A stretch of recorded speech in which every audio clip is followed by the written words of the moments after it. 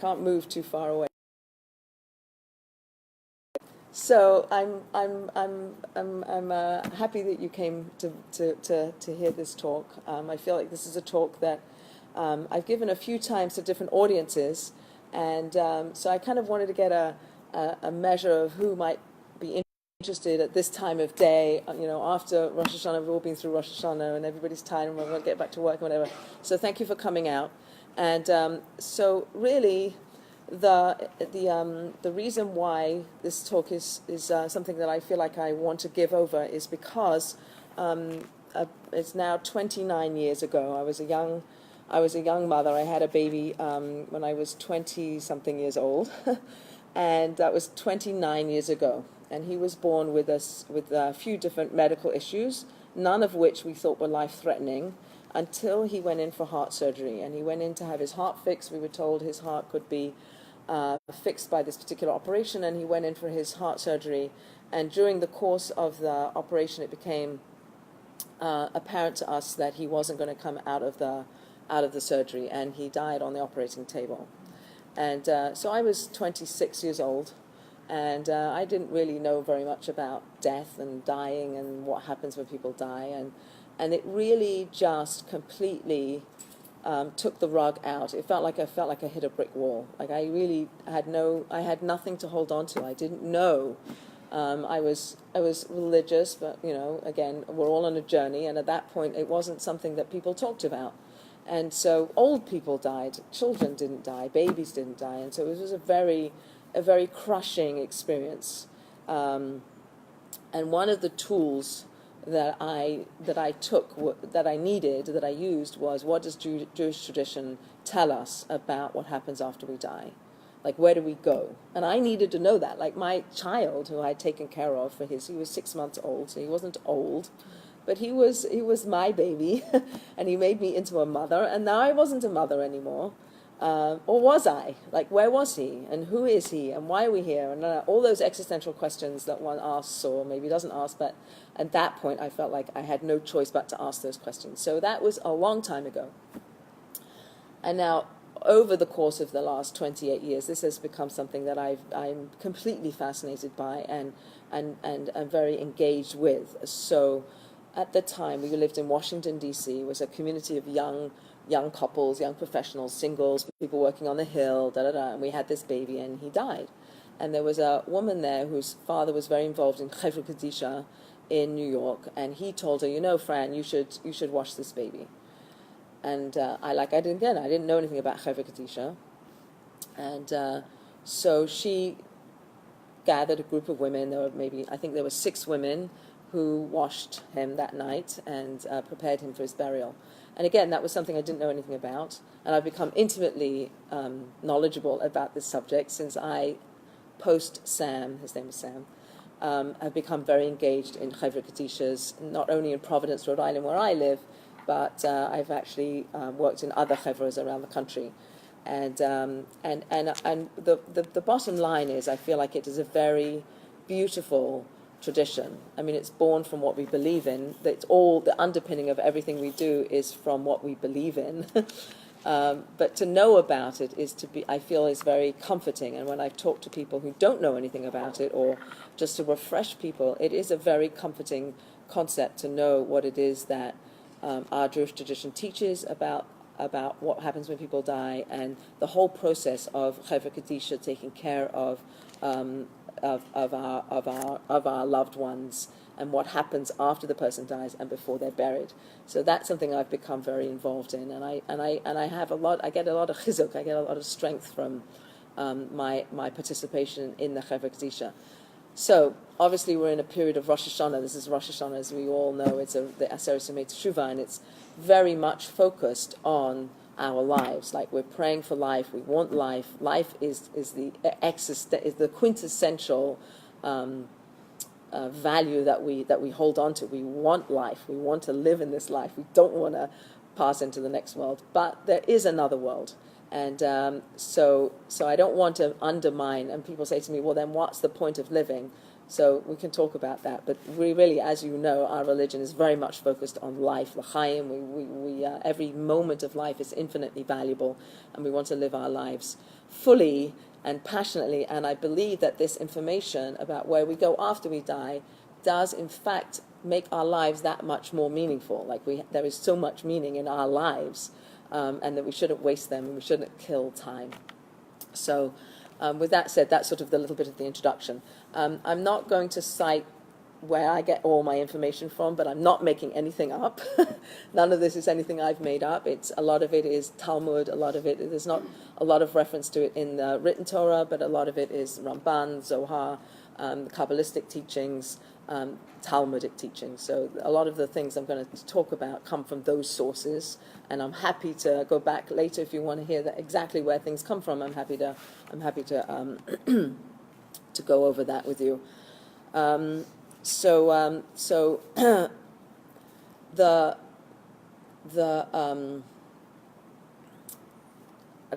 I'm going to turn the question upside down and say, think about where people go when they die. Well, what's the point of us being alive? Why are we alive? And I take us all the way back to the Garden of Eden. It seems like this is a fairly educated crowd, so I feel like I can say some things perhaps. If I'm saying something you don't know, please ask a question.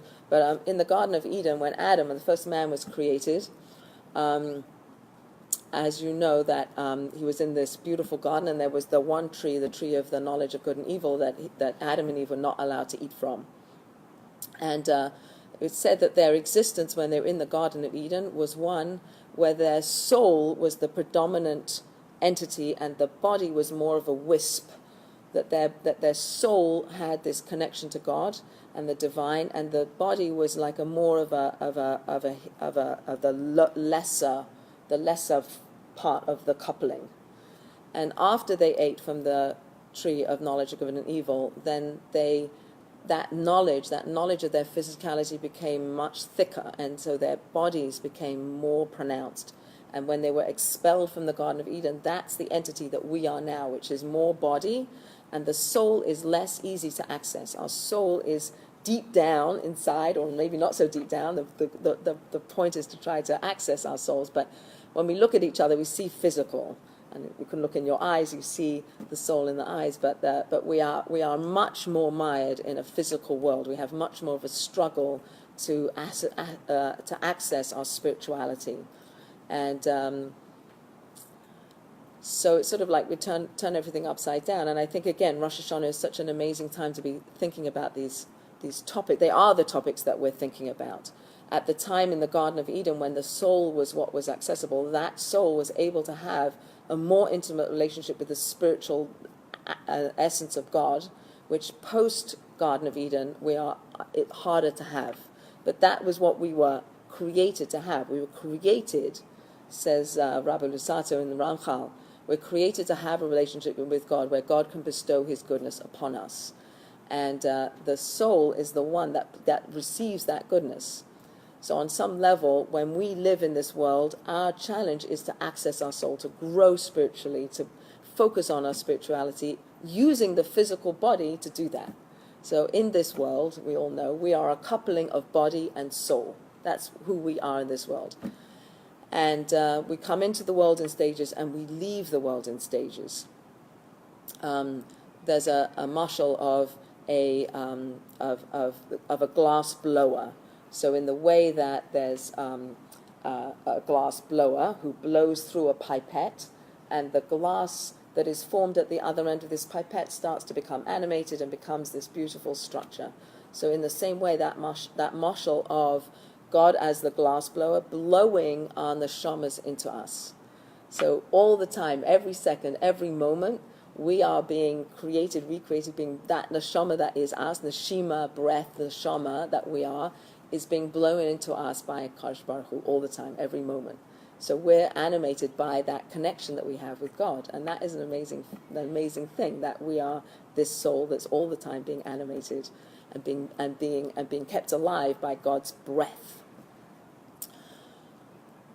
We travel through life, the bridge of life. It's Gesher Chaim. There's a very famous book. If you're ever interested in more detailed topics, this book is amazing. The Gesher Chaim, the bridge of life. And it's really we come into the world and we leave the world. And the soul in the body is, again, who we are. So there's a mashal in this book of twins in utero. I don't know if anybody's heard this mashal, but there's these two twins. Imagine two twins in the womb, and they're living very lovely. They have fantastic lives. It's perfect. Everything is created for them. They're warm. They're sustained. They get all the food they want. They get all the sustenance they want. They're protected, and their life is perfect.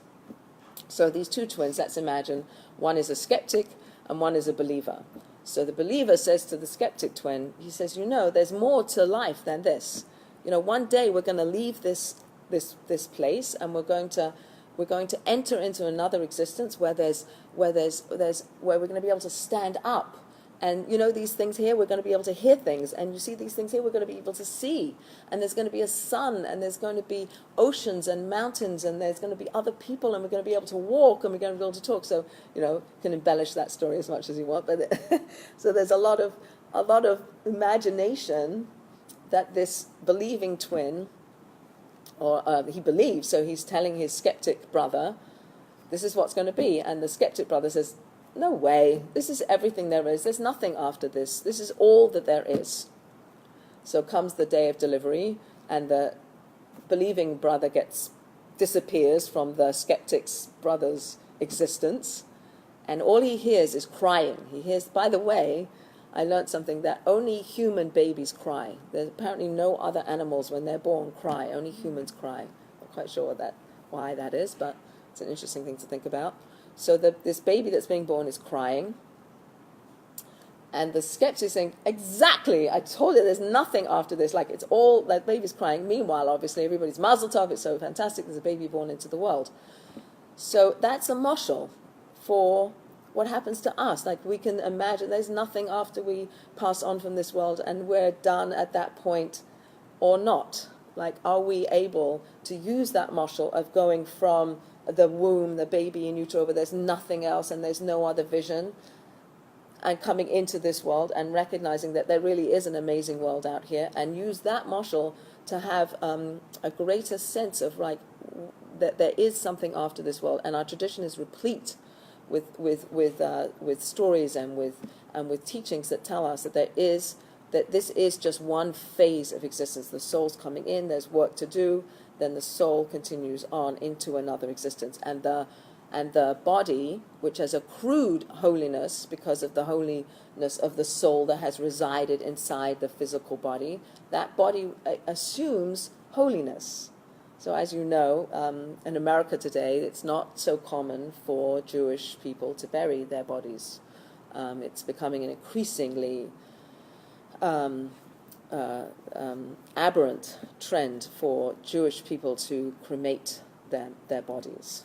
And I really think a lot of it is because they don't believe, they don't understand, they don't know, they're not introduced to this subject. There are other reasons why people choose cremation, but it is absolutely not a Jewish thing to do. And a Jewish thing to do is to bury the body. And I wish there was a magic saying or something that we could change the trend in America for what's happening. But our tradition very much speaks very very strongly about from dust you come and dust you return, that we, like Adam came from the earth, that we go back to the body, goes back into the earth like a seed. And that's another mashal that is a very powerful mashal for understanding, well, what does it mean that we have to bury? Why do we have to bury? So the only thing, apparently, I don't know if you can come up with something else, but the only thing that goes into the ground, that dies and comes back to life, is a seed that we have in our physical world. So you take the seed, you put it in the ground, and it starts to decompose. And then if you wait a little bit and the right times, the right conditions, then there's going to be a sprouting, a tree, a bush, whatever, bamboo, whatever it is. And that's, again, a mashal for the idea of our soul and our body going into the ground, and for that time in the future where there will be Techiyas HaMesim, where there will be resurrection of the dead, where the body and soul come back together, and they will live again. So we have that in our tradition. Again, it's not talked about a lot in the non-religious worlds, but it's very much a part of why it's important to be buried in the ground, for that eventual resurrection, that eventual reconnection of the body and soul. And actually, it says that at that time of resurrection, at that time of things coming back to life, everything will come back to life. Again, I'm not quite sure what that means, but everything. We're going to exist outside of the framework of time and space. So again, we can't really imagine what that means, to live outside the framework of time and space, because we live so much in that box of time and space, but outside of this world, that's not the way it will be, apparently.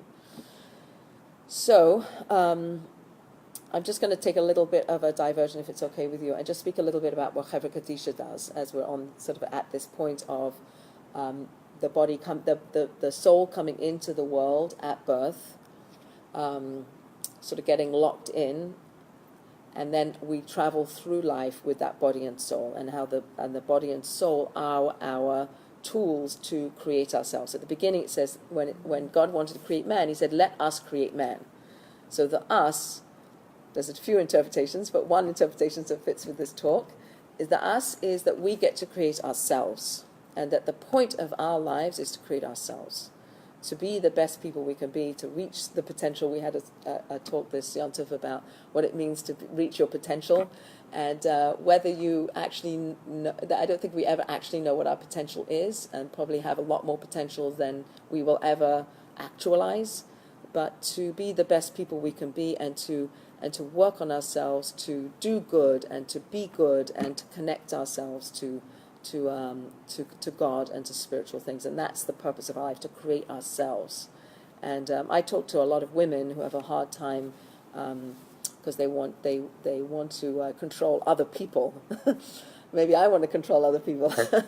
But this teaching, I think, is very powerful teaching, that at the end of the day, really, the biggest person that you're changing is you, if you can even do that. And that is even hard to do. So I think we can spend a lot of time trying to control other people. I do.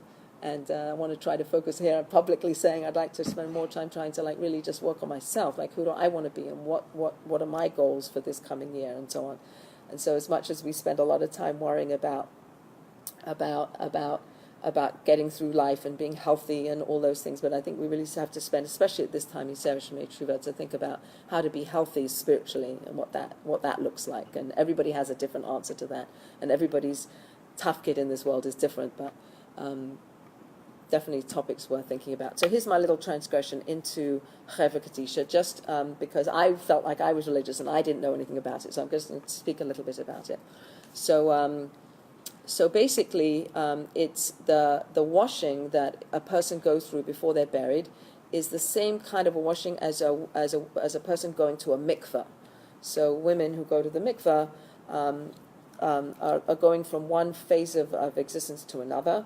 And so just like we wash a baby when they come into the world, even though it's not a mikveh, we do the same thing when we transition a person from life to death. They get washed like they're being immersed in a mikveh. And some funeral homes actually have a mikveh in the funeral home. So there isn't one here, but they do have them. And they're very expensive, which is probably why some communities don't have them. But the kind of washing that the person goes through, that we help our sisters on, men wash men, they go through is a washing where everything that's not you, anything that could be an impediment between you and the water, is removed, like women do when they go to the mikveh. Take the nail polish off, take the jewelry off, any any hearing aids, anything that's sort of in the way. If a person's had an operation, we take tubes out, we take stitches out, we clean up the body if there's anything. And by the way, people also have a myth that if a person has a tattoo, they can't have a washing. That's not true. We wash everybody, and everybody is washed equally, and it's an amazing equalizer. It is such a beautiful equalizer. Where it doesn't become equal is where people buy very expensive caskets. And again, I think it's in America that happens. I don't think that happens in England or in Israel. I don't think they even use a casket in Israel. But in America, there are very expensive caskets that people buy, like really expensive, like thousands and thousands of dollars. So obviously that's not in our tradition, because we don't actually even need the casket. But what that for another time. So the equalizing of what we do. So again, the shrouds, the white tachrichim that we dress the deceased in, are all the same. They're all the same. Men is a little different than the women. I'm not exactly sure why. I haven't had a good answer for why they're different. And there's a certain order in which we dress the deceased. We dress them with the head first. The head is the most important. And then we do the right side of the body. Interestingly, the right side, if you know anything about Kabbalistic, the right side is chesed. And then the left side, then we do the left side. And everything is right over left. Sort of a Kabbalistic thing. But we do that when we prepare somebody for burial, and we put, and they have the leggings have no they're like little booties, like little onesies, because they're not walking. There's no pockets because you're not taking anything with you, and then at the very end we take shards to remember the destruction of the Beis Hamikdash, and we put those on the eyes and on the mouth, and there's sand from Israel that also goes in as a connection to the land, and that goes into the casket. And actually, some of the caskets, the more expensive ones, are fully, even the kosher expensive ones, right, which don't have metal, right, they're fully wooden. We drill holes, literally. We take a drill and we drill holes in the casket so that there is a connection when it's in the ground with the ground. And actually, there's some new ones that I heard in New York, where it has a bottom, and then when the casket goes into the ground, it has levers or something, some kind of a pulley where you can pull it up, and the bottom comes out.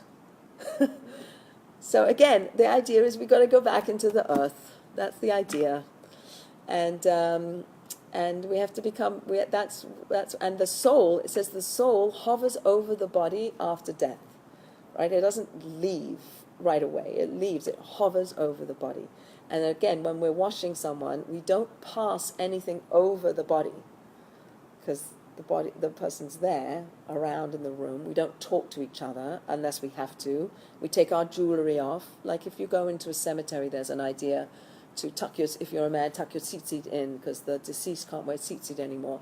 To not kind of like to have a respect or to have a sensitivity to the feelings of the deceased who are right there. Right? There's an idea not to eat in a cemetery.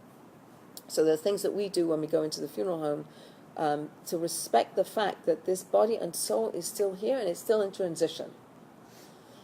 It's really beautiful. And there's various prayers that we say as we go along, as we do the washing, and everything's very respectful and very covered, and we only uncover the part of the body that we're washing and that we're taking care of.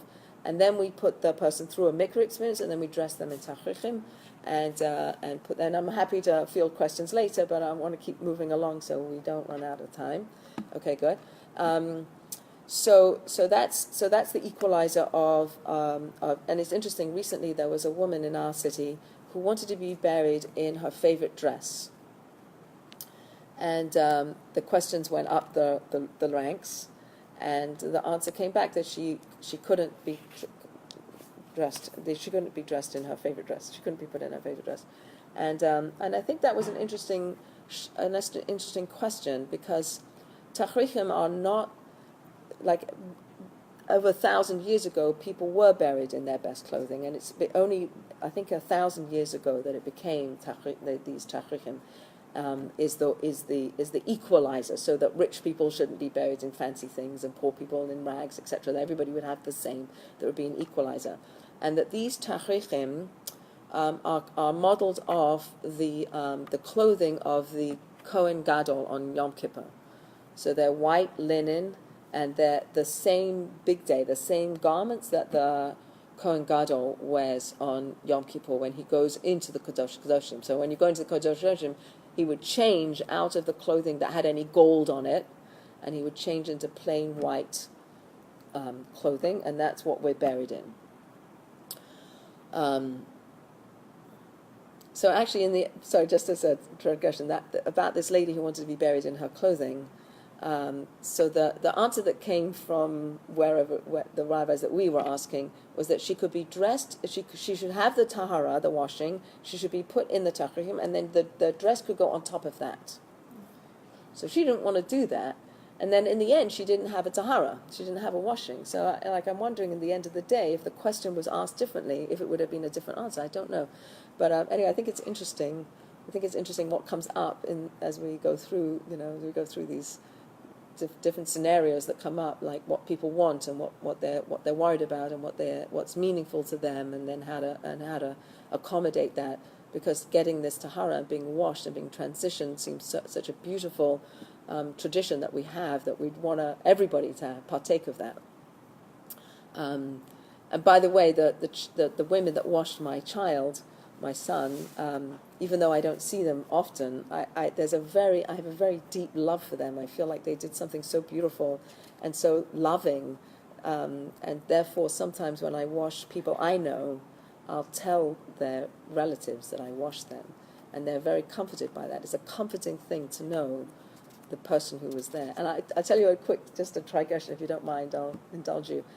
So my family lives in England, and when my father died, which was only a few years ago, I went obviously back for his funeral. And London is huge. There are so many people live in London, and they all get buried in pretty much one big cemetery. And all the taharas, all the washings get done at that cemetery. So my dad, he died on a Shabbos, and I arrived Sunday afternoon, and the Chevra Kadisha had still not picked up all the people in London that had to get picked up from where they had died. And so he was still at home Sunday afternoon, which was great, actually, because I got to sit with him a little bit and be with him. And but there's just a measure of how many people there are in London that might need after Shabbos. It's not like on a Monday where I all get picked up on a Monday. It was like all the people from sort of probably Friday midday maybe till after Shabbos. They're not going to go out Motzi Shabbos, and then Sunday morning. So they had a lot of people to pick up. So just the scale of it. And I left London 30-something years ago. So I come to the cemetery for the Levaya, and they have this little chapel, and they have a few little chapels, and they have sort of like an MC for each chapel who's going to orchestrate your funeral so you don't bump into another funeral that's happening at the same time. It's a bit of a thing. So this rabbi comes up to me and he says, I'm in charge of your funeral, and do you remember me? And I looked at him, and I didn't remember him. And then I looked at his name tag, and he was somebody I had known in a youth group when I was like 16 years old, and I was very involved in a youth group. And I think I actually even dated him. And he said, I washed your father.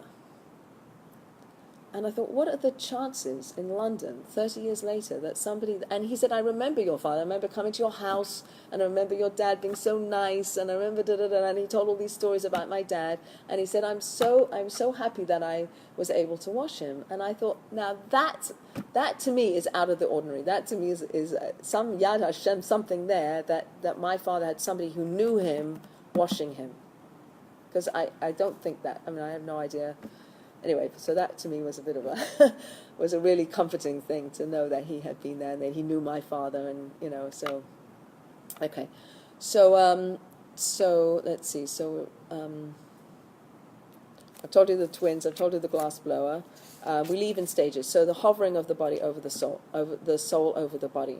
So at burial, that soul then takes another step. It takes another aliyah. There's another step that the soul takes at burial, which is why we try to bury people right away. We don't want to wait too long. Sometimes we'll wait for people to come in from other cities and other places, but the soul sort of in a transition phase, and in order to expedite that, the body has to be buried, which is why we bury people very quickly. And a few weeks ago we read about burying somebody who might be hanging from a tree. Remember the story in the Torah? Anyway, but we bury right away because we are created b'tselem Elokim. And since we are in the image of God, that shouldn't be left lying around. It should be planted back in the ground where it should go. So it's a measure of of respect for the fact that we are in the image of God, and for the fact that this soul is ready for its next stage, and it's being held up by not being buried. So we bury people right away. That's another reason why we do Shmirah. Okay, so a lot of people don't know about Shmirah outside of the Orthodox world, but that's another reason given. And actually outside the Orthodox world, they'll say it's because of in the old days, they were worried that the body would be left, and then there might be wild animals that would come, or people, whatever. But I think that in the Orthodox, it's really about keeping it company and saying, I recognize something really big happened, that this tearing apart of the body and soul is a huge deal, and I'm going to sit here and I'm going to keep this coupling, this uncoupling company. I'm going to say Tehillim, and I'm going to be here to be a source of comfort to what's happening, and not just, sometimes we actually do. Anyway. So at that point of burial, the soul starts to ascend, and the reason why we and then we are enjoined, commanded to sit shiva. So sit shiva often will do it in the home of the person where the person lived. Doesn't have to be, but that seems to be if it's possible to do that. And the soul, it says, goes back and forth between the grave and the shiva house. And there's lots of stories. I'm not going to tell so many stories, but there's lots of stories of people who had sort of weird things happen in the shiva house. But the idea that the soul's going back and forth, and a lot of the things that we've done up until this point have been for the deceased, right? So we're washing them because they need to get ready for Ticheres HaMesim. We're putting them in the shrouds so that they look like the Kohen Gadol. We're putting them in the ground so that they're ready for Ticheres HaMetim. A lot of things we're doing for the deceased. And then at some point it shifts, and we're doing it for the mourners. But Shiva is still, and all these things that are built into our tradition, saying Kaddish. And saying Kaddish is a very powerful thing for both the mourner and the deceased. So the idea there is that the neshama, as it leaves the body, is going up into the world of neshamas, the olam hanashamas, and and that's sort of a holding place for souls. Again, it's not a place, so I'm using words that don't really match, because we're limited in how we think. But they go into this world of neshamas, and that's sort of a holding until the days of Mashiach and the Tchias HaMesim, and then Olam Haba. So we say, I'm going to Olam Haba. But Olam Haba, technically, if you like, is like after the resurrection, after that. So we go to Gan Eden. We go to the world of souls when our soul leaves our body. And after many years of living in this world, it's very rare for our soul to be as pure as it was when it came into this world. And thank God we have Rosh Hashanah, and we have Yom Kippur, and we have these times where we can cleanse ourselves, and we can work on ourselves, and we can do teshuvah, and we can kind of become new again and start again. But every year we have to, all the time we're trying to be, but yet we're human, and our souls need a little cleansing. And so in the world of neshamas, there's a process of cleansing of that soul that goes on, and that we call Gehenim. So I'm talking in a way because I feel like this is a crowd that is open or knows or maybe is aware of some of these terms. And the outside world thinks of Gehenim as hell, as like fiery, but we don't think of it that way. We think of it as a place to cleanse the soul. And maybe the fieriness is more of a sense of maybe embarrassment that I did this and I should have done this, and like that, like we replay our lives over. But I don't really want to go into that. But the point is that we're all after, and you only go through a process of Gehenim for either 1 second or 11 months, and then you're in Gan Eden. Then we're in this place of Gan Eden until the end of days. So. And it says we all have a place in Gan Eden. We all have a place where we're going to go. So, but the amount of connection that we have with our deceased is a lot. We understand, like when we say kaddish, when we do give tzedakah, when we do kind things, and we live the values of the person that has deceased. We live those values because of them. We do things in their memories. That all of those things give them credit. They get the schus for that. They get the credit for that. So it says that all souls are judged on Yom Kippur.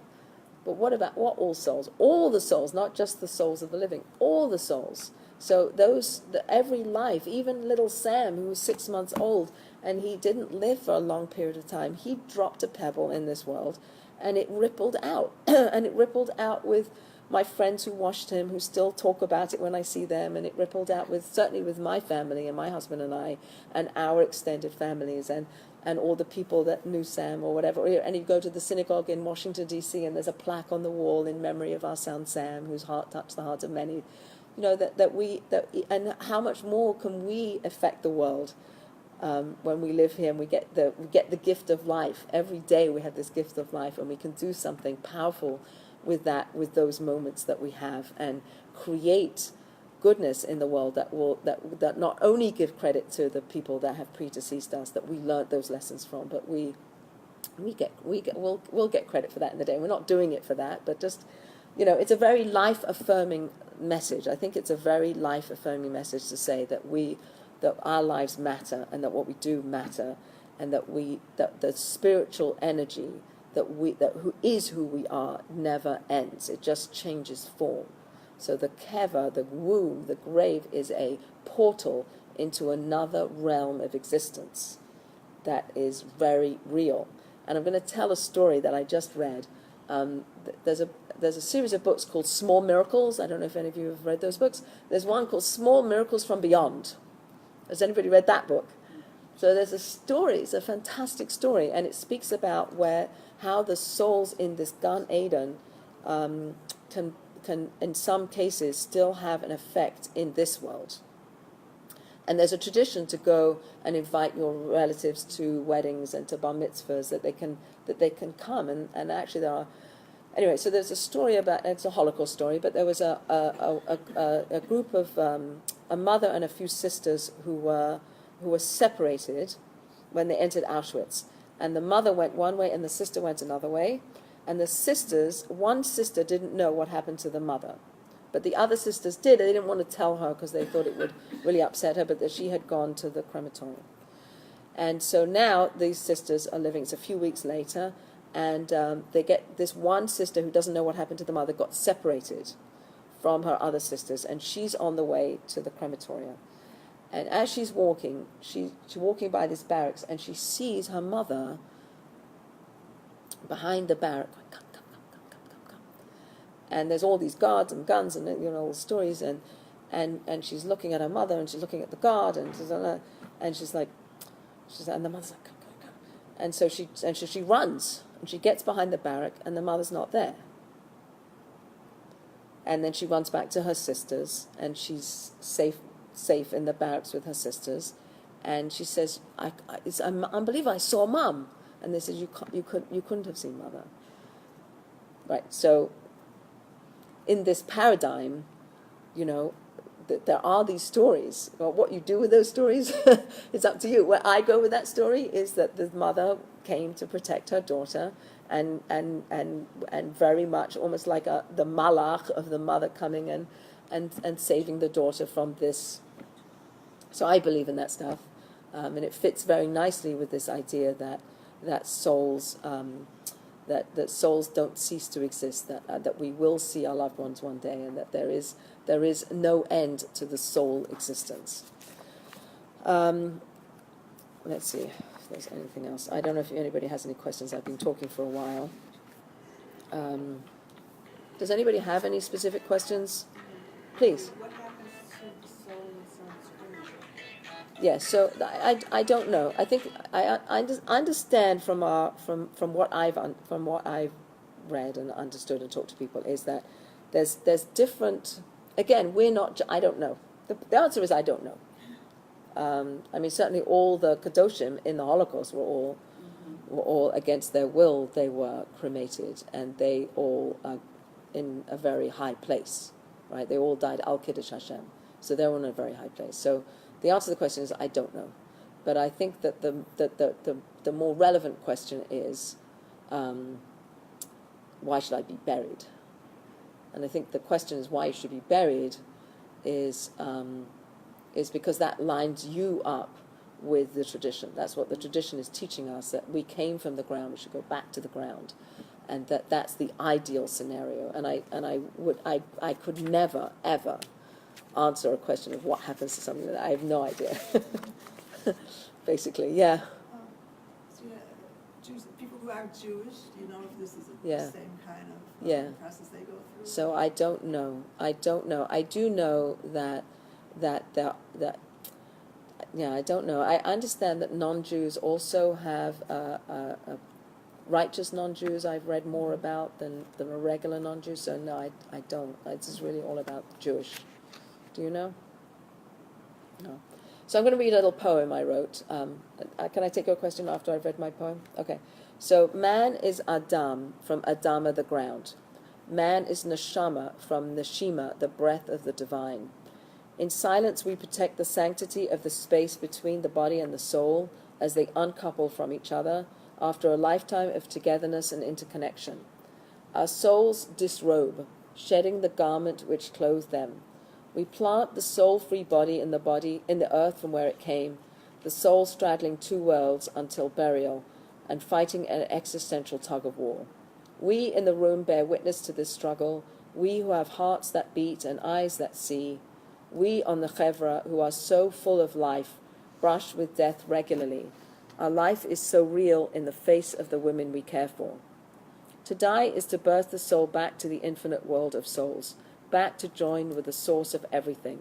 The keva, the grave, is the womb that delivers precious souls to this other reality, a reality we can't perceive or have any experience of, perhaps the most real existence there is.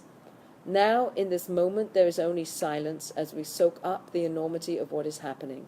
There are no words to describe the magnitude of what is around us and what we are bearing testimony to. We are preparing and escorting our sister on her journey, a journey we will all one day take. We are accompanying and helping her. Goodbye, sweet sister.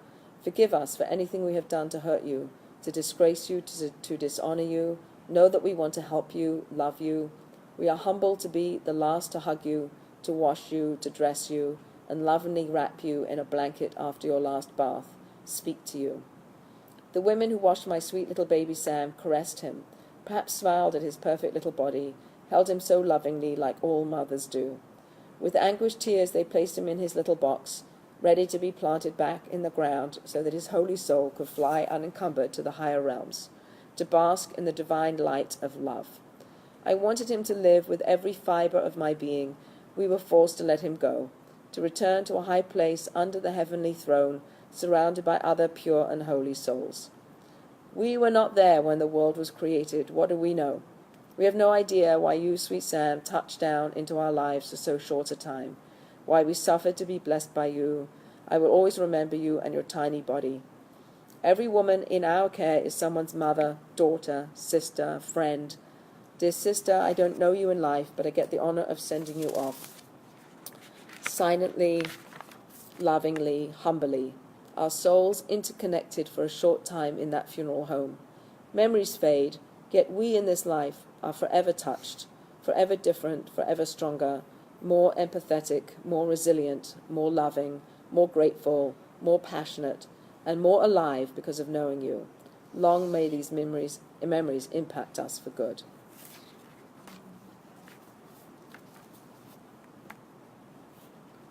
Do you have a question? Not really a question. I'll do my best to be as brief as I can because it really goes in two directions. So, first of all, I believe in transmigrations. That I believe that the Neshama will transfer from dimension to dimension, and that it has certain tikkun, that it has the experience in order to evolve to wherever it is it's supposed to be, and that I see everything as a process, and each of us experiences different things. Right. So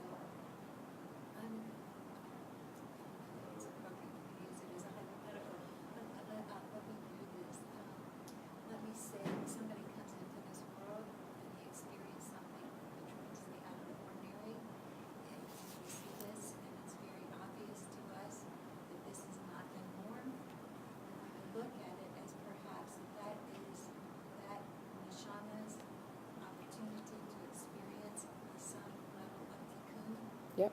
So it allows it to elevate in a greater way. Right. Okay, so you got that.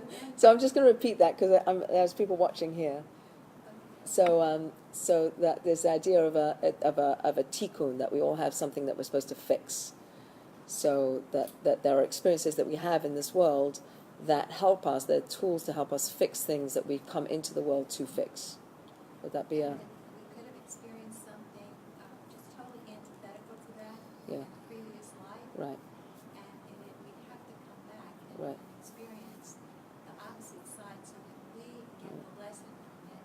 Right. What that was, if we perpetrated some kind of a harm, whether or not it was intentionally, Right. that So. we understand it so that we can help to transform it because Right. from a bigger picture. Right. Because to me, that's what it really, Right. this is where I'm going.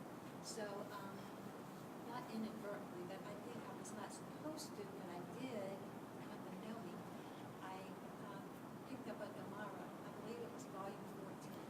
The first chapter made reference to the brothers and how they took advantage and raped the sister and the father and what the role of the father is. And it was at that time, and I put this down, I realized really that everything has to do with what you call olam haba, the afterlife.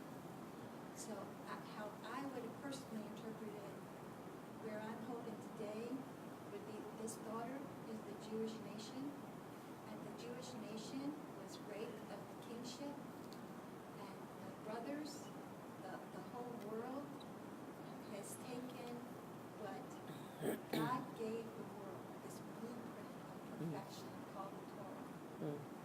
and that the Torah was charred, broken into pieces by the world, and revamped to accommodate whatever belief system these people wanted to experience. And that at one time, at some time in the future, the world is Tafias HaMason, and we're going to awaken from the spiritual dead, and we're going to realize and recognize that there can only be one truth.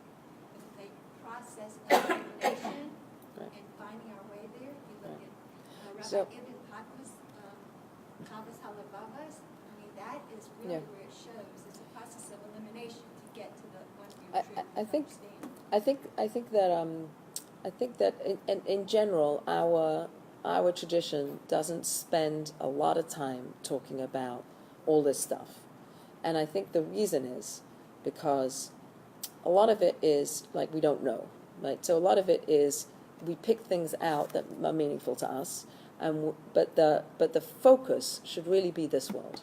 The focus of how we live, what we do, is this world. And I think that all of these things, however you see them, that if they allow you to live your life more fully, then that's good. We do have a concept in our tradition of Gilgul, of a reincarnation. But again, like a soul, there's never going to be, according to our tradition, there's never going to be the same soul ever again. So this soul that is each one of us now is a unique soul, and that when we transition into the world of souls, that there may be quote unquote bits of that soul that didn't complete its life and might have to come back. And so the reincarnation, the Gilgul, won't be a whole soul coming back. Like, oh, that's my, it'll be the bit that needs to be rectified, the bit that didn't finish. And so that's one of the main teachings about why babies die, is that babies only have a little bit left to complete in their life, and that was done, and when it's done, then they're done, like SIDS and all these miscarriages and so on. So and some of it now, there's a whole wealth of stuff coming out about infant death and late term miscarriages, whatever, fetal demise, whatever they call it, stillbirths, being Gilgulim of Holocaust survivors who didn't get a burial, right? So that they should get a burial. So I don't know if they should get a kosher burial, but actually we don't do a kosher burial until 40 days. So I don't actually know how that works, but We have